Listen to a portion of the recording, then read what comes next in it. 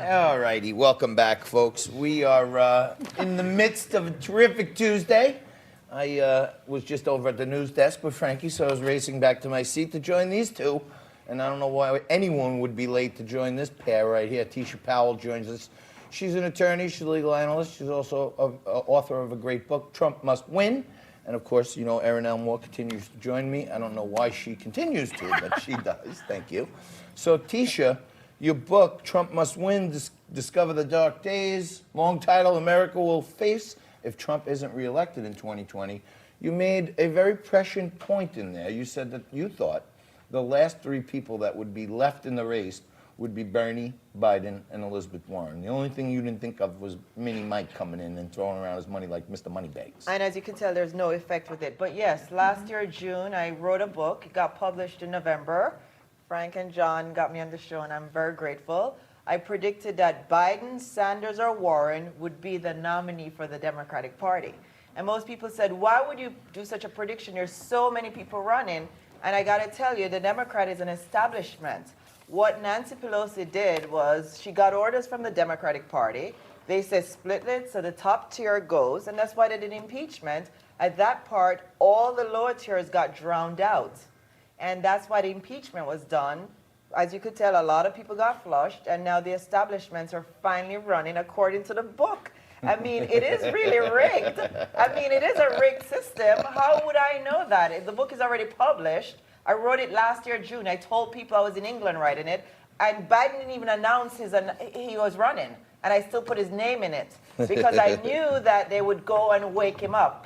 Even if he was dead, they would go get the Waking corpse. up Sleepy Joe. Yeah, but people are saying that he's doing a lot of gaffy. This is what you guys don't understand. Biden is running for Hunter. He ain't running for the American people.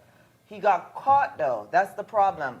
You got to understand, in politics, it's very corrupted. Both Sanders and Biden, you're lawyers like myself. And Aaron. And Aaron, right. I just play one on TV. Yeah, you do. If you love corruption, you get paid millions of dollars. So don't expect Joe Biden to play by the rules. I mean, he's a human being. He will have to sell America out, and he did. So that's why there's a lot of gaffy, because he's not really into you guys. He's into Hunter getting on a board. Tisha, I want to ask you something when it comes to Mike Bloomberg. I think he's facing an uphill battle. I mean, we all already know he's not even tall enough to get on the adult rides in most amusement parks. So, you know, I don't know how he thinks he can be president. But this may come as a shock to our viewers, but you're an African-American woman, okay? Yes. And you have an African-American son. Yes. And daughter, right? I want you to take a look at, well, Mike Bloomberg made some really serious comments about African-American men and boys. I want you to take a look at this and tell me what you think as a mom of a young man who's of color. Be okay to call you a racist because of your actions as they relate to stop and frisk? All right, look. Stop and frisk is a technique, for those of you that don't know, that police in all major cities use. New York City's used it forever, still uses it. Stop and frisk is when you, at a crime scene, there are people there and you think some of them might be carrying guns. The police want to pat you down and make sure you don't have a gun. Remember, cops want to go home at night too, and crime scenes are dangerous, so they really worry about this. What happened is we were doing it for a long time. The murder rate went from 650 murders a year down to 330 when we left, which is so low. There's no other city that I know of that is as low as that, certainly no big city. And what happened was about the third term, it started to get out of hand, and maybe I wasn't paying attention, but the number of stop and frisk went up dramatically. And when I realized that, I cut 95% of them out. And I apologize for it. It was a mistake. You know, everybody makes mistakes. I made mine. I apologize for it.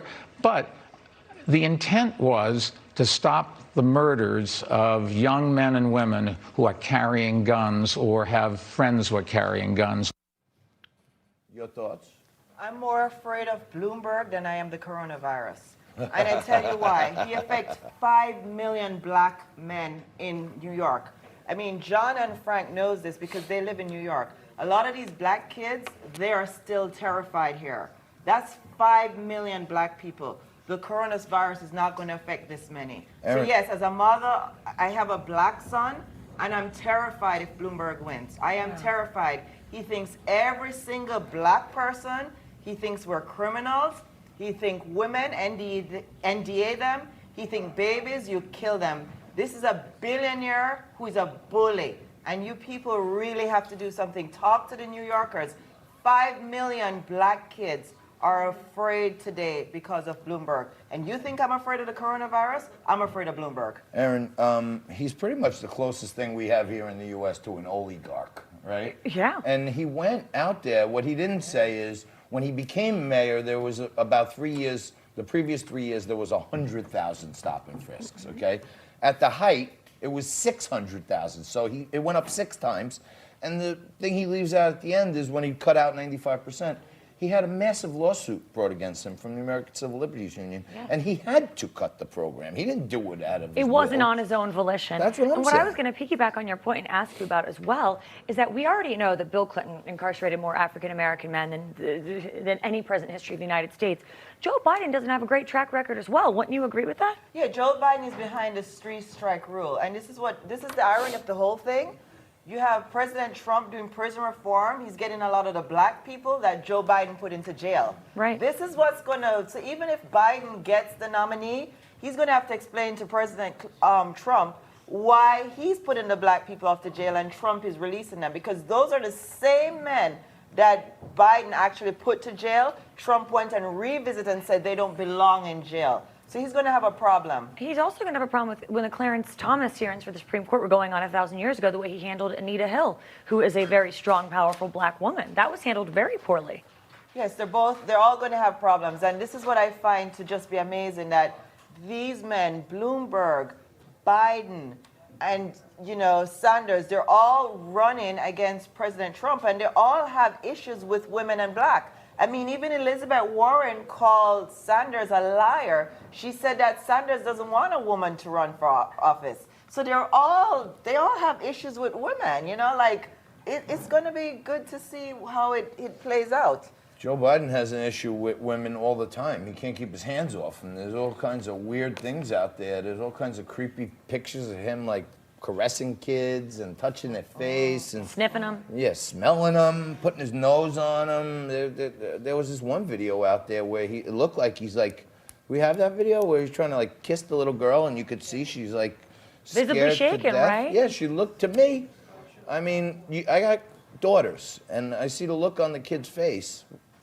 Take a look at this. Don't they call him Creepy Joe?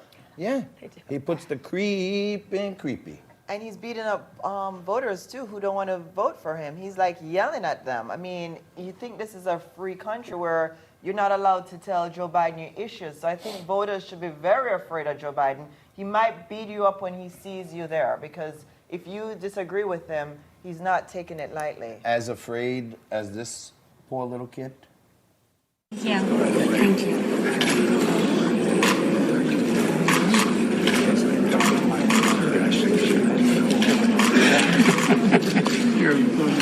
Thank you.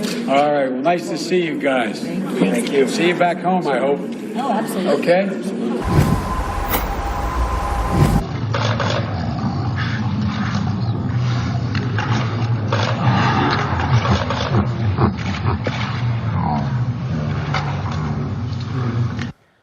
Yeah, we slowed it down there at the end. I was going to say, it can't be real. We slowed it down there at the end just to make it obvious, but you could see the mom is visibly ready to vomit, and the little kid was like, yeah, get away from me. Scary, creepy dude. Moms, be careful of Joe Biden. I don't like that picture, and you should as well. You got to be careful. No, we got to be careful in these days. You know that, John. No doubt. You got to be careful when you see stuff like that, What's right? that meme? Hide your kids, hide your wife. Yeah. That's all I have to say about it. That is the new line for Joe Biden.